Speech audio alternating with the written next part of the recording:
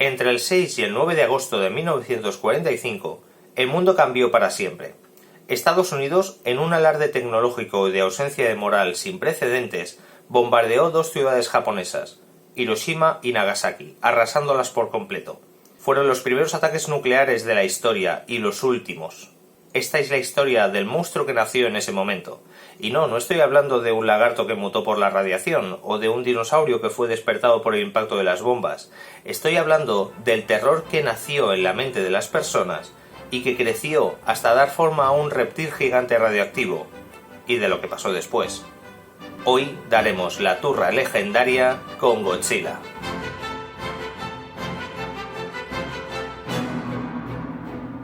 Pequeño apunte sobre los antecedentes históricos de Japón.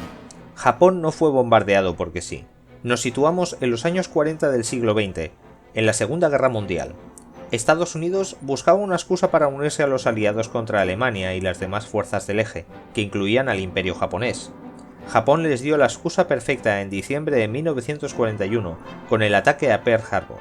El entonces presidente de Estados Unidos, Franklin Roosevelt, firmó la declaración de guerra a Japón, y en verano de 1945, tras varios meses de bombardeos, digamos con bombas tradicionales, Estados Unidos se cobró su venganza definitiva, con dos cabezas nucleares lanzadas sobre dos ciudades militarmente estratégicas, pero también llenas de civiles, Hiroshima y Nagasaki. Ni una semana más tarde, Japón firmaba la rendición ante el miedo a más ataques de ese calibre. Dos ciudades habían quedado completamente arrasadas, casi 250.000 personas fallecieron ese día.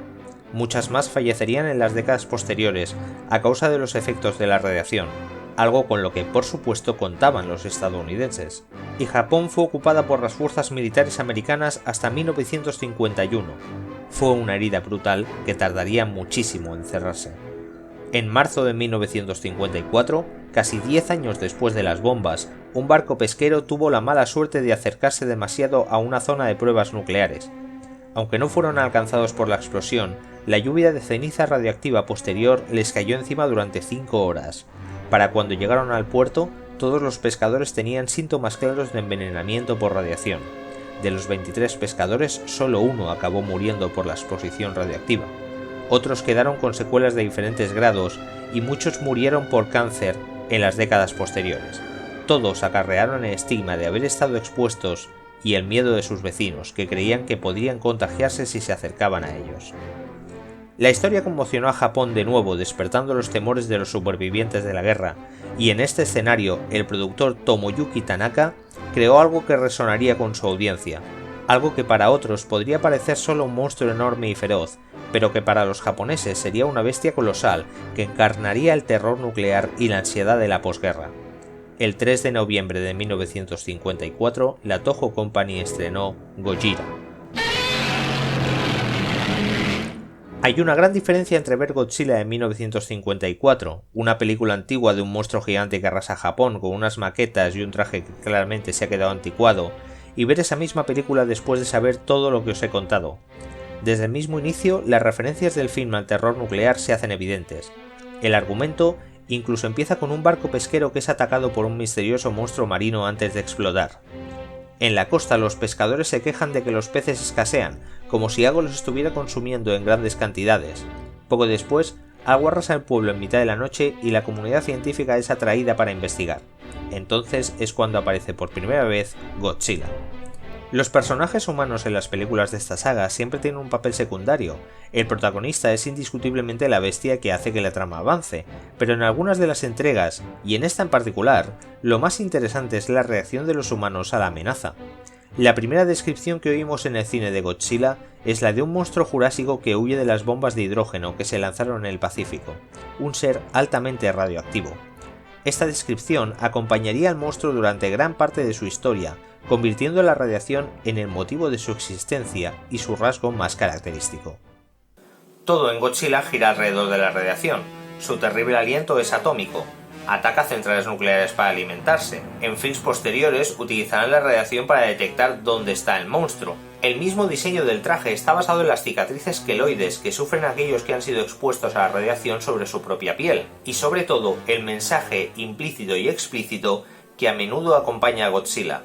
Está aquí porque nosotros lo hemos creado. La película nos dice mucho más. Cuando los cargos políticos se enteran de la situación, lo primero que dicen es que hay que ocultarla a la población general. ¿Cómo le diremos al pueblo que las bombas de hidrógeno han dado vida a Godzilla? Si lo divulgamos, perjudicará nuestra posición internacional, la economía y la diplomacia. A lo que una representante popular le responde: los hechos son los hechos, el pueblo tiene derecho a saber. Resulta curioso cómo esta interacción resonaría más de medio siglo más tarde en otras películas de la saga, pero no avancemos a acontecimientos. Otras posturas aparecen reflejadas en la película, como la del Dr. Yamane, un anciano biólogo que se opone a la destrucción de Godzilla y aboga por estudiarlo y aprender de él. Un punto de vista idealista que finalmente queda desestimado. Pero es mucho más interesante el dilema al que se ve sometido el Dr. Serizawa, que en sus investigaciones ha descubierto algo que lo aterra a él mismo: el destructor de oxígeno. Por si las metáforas estaban siendo demasiado veladas, el Dr. Serizawa, que es un veterano de guerra que perdió un ojo en combate, crea un invento de destrucción absoluta, y aterrado de lo que podría hacer la humanidad con él, decide ocultarlo al mundo. Lo revela solo a su pareja, que al entender que ese invento puede salvarlos del monstruo, pide ayuda a otro amigo para convencer a Serizawa y usar el destructor de oxígeno contra Godzilla. Y entonces la película, en un monólogo de Serizawa, nos revela sin tapujos sus verdaderas intenciones. La humanidad es débil, usarán mi invento como hicieron con la bomba de hidrógeno, es una amenaza para nuestra civilización. La humanidad no está preparada para este descubrimiento. A lo que su interlocutor solo puede responder: Godzilla también lo es. Justo después de la conversación, un coro de niños canta Al retorno de la paz y la luz, mientras imágenes de enfermeras y heridos se suceden. Serizawa claudica, pero quema toda su investigación para que sea la primera y última vez que se use el destructor de oxígeno. El compromiso y la integridad llegarán más allá cuando Serizawa, al activar el destructor de oxígeno, decida sacrificarse para que su investigación muera con él, salvando a la humanidad no solo de Godzilla, sino también de sí misma. Godzilla muere y la película cierra con el Dr. Yamane, el biólogo, observando el fondo del mar y reflexionando en voz alta. No me puedo creer que ese fuera el único Godzilla del mundo. Si siguen experimentando con armas mortíferas, tarde o temprano aparecerá otro Godzilla. Me temo que hemos despertado a un gigante dormido y le hemos obligado a tomar una resolución terrible. Esta frase no es un diálogo de Godzilla, es de la película Tora Tora Tora, basada en la Segunda Guerra Mundial y forma parte de los diálogos de Isoroku Yamamoto. Isoroku fue una figura militar japonesa muy importante durante la Segunda Guerra Mundial y con esas palabras estaba hablando de Pearl Harbor y cómo los ataques japoneses habían hecho que Estados Unidos se incluyera en la guerra contra ellos. Aunque la frase es de la película, se hizo tan famosa que muchas veces se atribuye la frase al mismo Isoroku en vez de a su representación en el cine. Godzilla no fue la primera película de monstruos gigantes. King Kong es de 1933 y después vendrían muchas más. Ni siquiera es la primera de monstruos radiactivos. El monstruo de los tiempos remotos, producida en Estados Unidos, ya hablaba de un monstruo radiactivo que había despertado por las bombas y que atacaba a Nueva York. Pero sí que fue la primera que abordaba el caso japonés desde su propio punto de vista. Japón estaba hablando consigo mismo de su gran terror, después de años de censura por las fuerzas militares norteamericanas que ocupaban el país. La película de Godzilla tuvo una recepción muy satisfactoria en Japón, y poco más tarde se exportó a otros países, incluido Estados Unidos. ¿Recordáis el monólogo de Serizawa sobre la bomba? Pues en la versión que llegó a las Américas fue recortada y se acabó zanjando con una línea de texto extra. Entonces tienes una responsabilidad que ningún hombre ha enfrentado jamás. Tienes tu miedo, que podría convertirse en realidad, y luego tienes a Godzilla, que es la realidad. Vaya, una manera muy yankee de decirle échale huevos y que pete bien fuerte, pero está claro que todo el dilema moral que acompañaba a la cinta debía ser censurado en medida de lo posible. Otros diálogos además de este fueron retocados de forma similar. Y esto era solo el principio. Apenas un año más tarde, la Toho repetía fórmula con Godzilla contraataca. Esta vez contábamos con un nuevo ejemplar de la misma especie de Godzilla y con otro monstruo invitado para combatir con él. El tono de la película es mucho menos oscuro y se repiten referencias directas o indirectas a las bombas nucleares, hasta el punto de describir a Godzilla como el hijo bastardo de la bomba de hidrógeno. Sin embargo, las peleas de monstruos sentaron un precedente muy suculento que había que explotar. A los más pequeños, algo más ajenos al trauma nuclear, les gustaba ver a bestias gigantes luchar entre ellas y había mucho espacio para diseñar nuevas criaturas como Godzilla. Estábamos ante el nacimiento del género kaiju, que es la palabra japonesa para decir bestia extraña. Otros estudios se apuntaron a este carro con relativo éxito y el género se convirtió en una parte importante de la cultura cinematográfica japonesa, pero Godzilla siempre sería el primero y el rey de los monstruos. Aunque para eso tendría que adaptarse y evolucionar constantemente, y eso es precisamente lo que vamos a ver. La década de los 50 fue milagrosa para la economía japonesa. Tras el desastre que supuso la guerra, Japón aplicó medidas muy severas e implementó modelos industriales hiperproductivos. Para cuando llegó la década de los 60, Japón era ya una potencia económica mundial. Tokio se preparaba para albergar los 18º Juegos Olímpicos y las relaciones con Estados Unidos habían mejorado muchísimo. Y quizás aún más sorprendente, estaba preparando un ambicioso proyecto energético nuclear. Y cada año aparecía en cartelera una película sobre el monstruo radiactivo que encarnaba las bombas americanas y la destrucción que causó. ¿Cómo se entiende esto? Pues porque Godzilla ya no era aquel monstruo. A lo largo de las películas nuestro gigante reptil fue pasando de avatar de la destrucción a antihéroe que se enfrenta a otros monstruos y salva a Tokio por casualidad, y finalmente al campeón de la humanidad frente a los peligros que la amenazan. Godzilla se convirtió en el amigo de los niños, y sus películas fueron cogiendo un tono cada vez más infantil y naif. Conforme las relaciones internacionales con Estados Unidos y el resto de países del antiguo bloque aliado mejoraban, pues eran ahora importantes clientes, Godzilla se fue tornando en una figura más amable y positiva para los japoneses. Había juguetes y merchandising de todo tipo del kaiju más famoso, prácticamente un embajador del país nipón a estas alturas, y aunque las referencias a sus poderes radioactivos seguían apareciendo, la bomba de hidrógeno dejó de mencionarse en sus películas tan a menudo. En 1965, en la película Astro Monsters, unos astronautas viajan al misterioso planeta X y plantan la típica bandera de conquista. En el mástil ondean juntas la bandera de las Naciones Unidas, la japonesa y la americana. Es una de las pocas películas con un protagonista que no es japonés, y se trata de un astronauta americano que, haciendo equipo con su compañero japonés, salvará a la Tierra de... ¿os imagináis qué? Pues de unos extraterrestres, los chilianos, que tienen el plan de expropiar el planeta a los terrícolas, que aprecian la homogeneidad en el aspecto de sus individuos y que son capaces de matar a aquel que desobedece y se deja llevar por sus sentimientos individuales.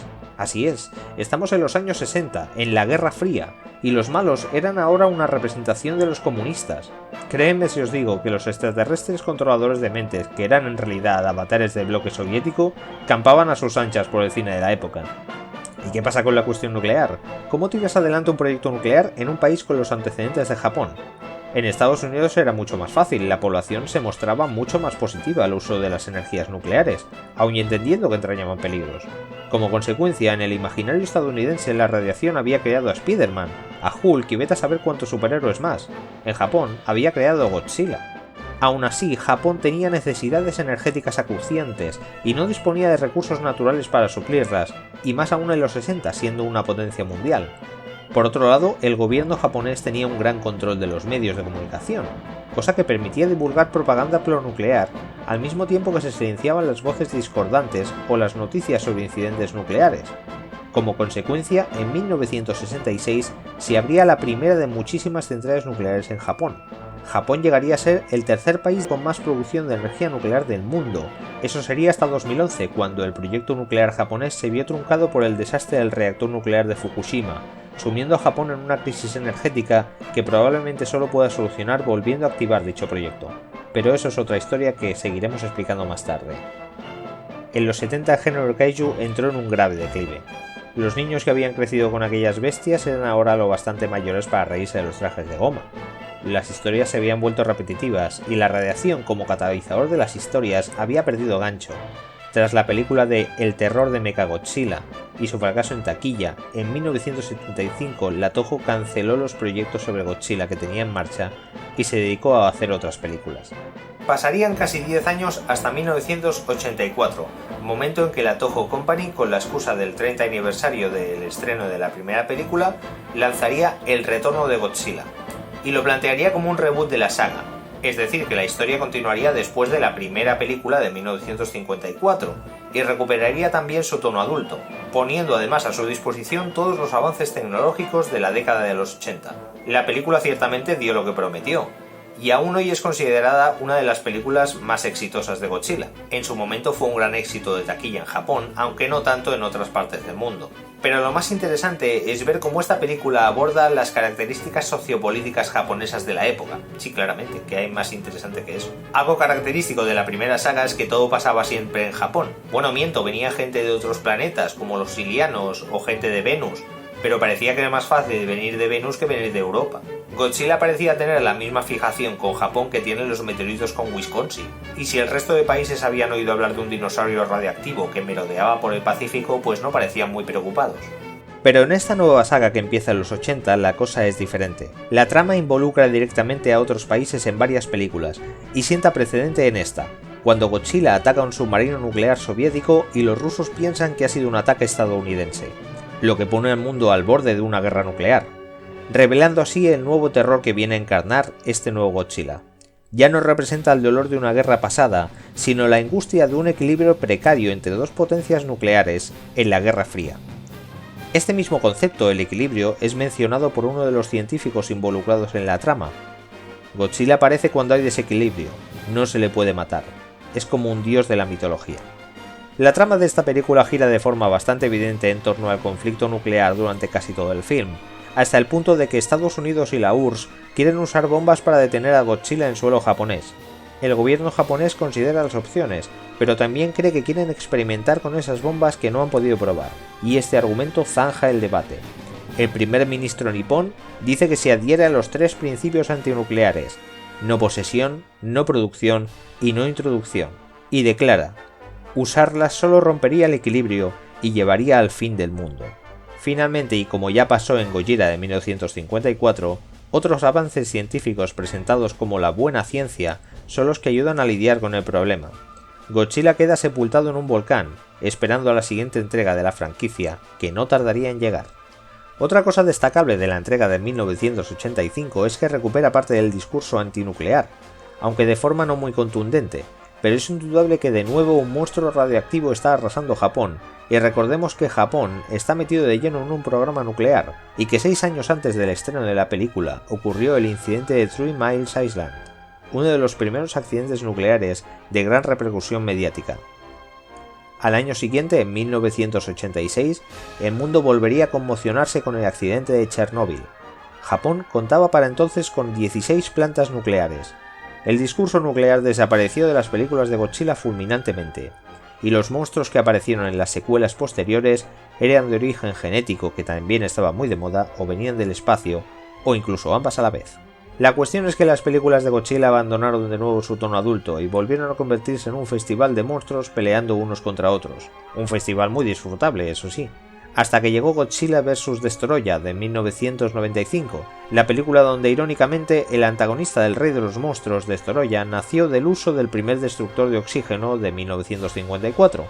Y con esta última reflexión sobre los monstruos que hemos creado y el peligro de las armas en manos de la humanidad, Godzilla muere y desaparece de la gran pantalla durante 3 años. Lo que seguirían serían una serie de películas bastante palomiteras. No podemos dejar fuera la película de 1998, la primera realizada en suelo americano, y con él le gustó a nadie excepto a mí. Porque nadie te quiere, si eres una iguana gigante muy mona. Gustó tampoco que al año siguiente la Toho produjo Godzilla 2000 Millennium, vaga la redundancia, iniciando un tercer reboot de la saga en la que esta vez Godzilla era descrito como una fuerza de la naturaleza. Su origen nuclear apenas era parte del relato y aparecía en pequeñas pinceladas en algunos de los films que ni siquiera tenían una continuidad temporal entre ellos. Eran prácticamente películas de catástrofes con monstruos gigantes y efectos especiales que para ser principios de los 2000 empezaban a estar ya un poco fuera de onda. Y así llegamos hasta 2014, cuando Legendary Pictures, de nuevo en América, inicia el Monsterverse con Godzilla 2014, de la que pronto veremos su tercera entrega en Godzilla vs. King Kong. ¿Y qué mensaje nos trae este nuevo Godzilla? Aparte de siéntate y disfruta un montón de hostias colosales, pues esta vez los monstruos del Monsterverse no tienen un origen nuclear, representan, igual que en la saga Millennium, fuerzas de la naturaleza que están aquí solo para demostrar a los humanos su papel insignificante en el planeta y, si acaso, castigarlos por su arrogancia. No quiero decir que esto sea el centro de las películas, ni mucho menos. La carga ideológica de estas películas es muy sutil, y además está ampliamente superada. En este aspecto no tiene nada que ver con la entrega de 1954 y ni siquiera con el reboot del 85. Pero hay una película de Godzilla que sí que está a la altura en cuanto a que ofrece algo más que un buen rato ante la pantalla. Y es Shin Godzilla, estrenada en 2016. Hideaki Anno es una leyenda del audiovisual japonés, y el autor de una de las obras más influyentes del anime, Neon Genesis Evangelion, en la que explora del derecho y del revés el género de robots gigantes que luchan contra monstruos gigantes. Lo que plantea en Shin Godzilla, aún así, es bastante diferente. El tono de la película no tiene nada que ver con las películas de kaijus, y el avance y la trama también difieren en algunos puntos importantes con su estructura, que suele estar planteada en 4 actos. Se avista al monstruo y el país entra en pánico, primer acto. En el segundo acto el monstruo ataca y se va dejando la ciudad en llamas. En el tercer acto el ritmo baja y los humanos preparan un arma definitiva. Y en el cuarto acto se da el enfrentamiento final y la victoria de la humanidad. Lo que ocurre esta vez es que una criatura gigante anfibia entra en la ciudad de Tokio causando gran destrucción. La criatura no es el Godzilla que conocemos, pero nos recuerda a él. La película, aquellos que ya conocemos al monstruo, nos deja claro que se trata de algún estado de metamorfosis previo a Godzilla, mucho más débil y vulnerable, y el gobierno japonés delibera sobre qué hacer, y se reúne, y oculta información para no causar demasiado pánico, y despliega sus fuerzas de forma ineficaz y tarde y mal, y se nos presentan multitud de salas de reuniones llenas de corbatas debatiendo, para consternación de aquellos que venían a ver una película como la de 2014. Y finalmente deja escapar a la criatura con la esperanza de que no vuelva. Pero vaya si vuelve, y vuelve en la que sin duda es la encarnación más terrorífica del rey de los monstruos, haciendo gala de un tamaño y poder destructivo apabullante, y grabando en nuestras retinas escenas gloriosas de su exhibición de poder. Y cada vez que vemos esto, recordamos el anterior encuentro con la patética criatura que era antes y pensamos, esto podría haberse evitado. Shin Godzilla fue estrenada en 2016, 5 años más tarde del desastre del reactor nuclear de Fukushima, cuando un terremoto lanzó una ola de 15 metros contra la planta nuclear, causando graves daños en esta y apagando los sistemas de refrigeración, provocando finalmente la fusión de 3 reactores nucleares y que se liberaran materiales radiactivos a la atmósfera y al Océano Pacífico. Un desastre equiparable a Chernóbil. Ni siquiera hoy tenemos plena certeza de la magnitud de las consecuencias. Lo que sí sabemos después de las investigaciones que prosiguieron es que, aunque el terremoto no podría haberse evitado, las consecuencias que tuvo sí. La planta no estaba preparada para un desastre natural de esa magnitud, a pesar de que Japón está en una zona sísmicamente muy activa y los terremotos son el pan de cada día. La comunicación entre los órganos de gobierno y la empresa gestora no fue eficiente. Los protocolos de seguridad no se efectuaron como tocaba. Aún más, el gobierno ocultó información sobre el riesgo real de la situación, y lastrado por la burocracia y la ineficacia, reaccionó tarde y mal en el momento en el que más necesaria era una respuesta eficaz. Este era el monstruo que nos quería traer Hideaki Anno, el desastre que podría haberse evitado, el terror a que, en los momentos de crisis, aquellos en los que hemos depositado nuestra confianza nos fallarán, y nos dejarán a merced del desastre, diciéndonos que todo va bien. Nosotros creamos a nuestros monstruos. A lo largo de 60 años, Godzilla ha traído diferentes terrores bajo su traje de goma, o de su CGI. El Godzilla de 1954 fue la catarsis de un país que necesitaba curar una profunda herida y enfrentar el terror de la guerra. El reboot del 85 encarnaba otro miedo, la angustia ante un conflicto en precario equilibrio, y Shin Godzilla hace lo propio con otras inquietudes y temores. Como los niños que no temen a la oscuridad, sino a lo que habita en ella, nosotros debemos darle forma a nuestros miedos para poder plantarles cara, no solo porque nos guste ver cómo destruyen ciudades o temblar ante su presencia, que también lo disfrutamos, es porque cuando convertimos al miedo en una bestia, aunque sea en coloso, podemos luchar con ella, podemos herirla y finalmente podemos vencerla. Las películas de Godzilla no van de un monstruo que destruye la ciudad, hablan de las personas que sobreviven, que luchan, que contraatacan y vencen al miedo. Y en algunas raras ocasiones, incluso acaban haciendo las paces con esos monstruos y jugando con ellos. Pues hasta aquí el segundo vídeo sobre esta serie de monstruos, espero que lo hayáis disfrutado tanto como yo he disfrutado haciéndolo, nuclear o no nuclear. Esa es la cuestión. Y si queréis saber lo que voy colgando por aquí, suscribíos, dadle like y nos vemos en la siguiente turra legendaria. ¡Hasta pronto!